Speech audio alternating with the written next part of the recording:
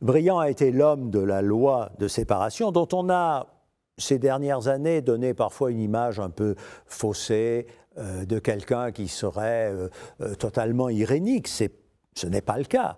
Briand a été quelqu'un qui a combattu les églises. Mais dans les circonstances de 1905, il comprend qu'il faut rendre la loi acceptable. Et donc, il va essayer de choisir une voie relative d'apaisement.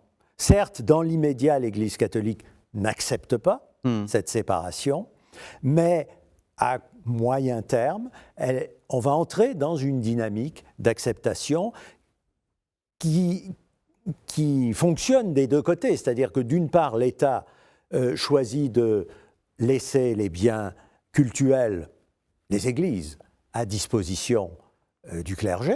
Ils en sont les affectataires. Voilà, c'est ce principe de l'affectation.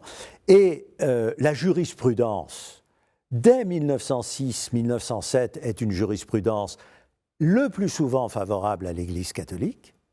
En tout cas, il y a une volonté d'apaisement de l'État.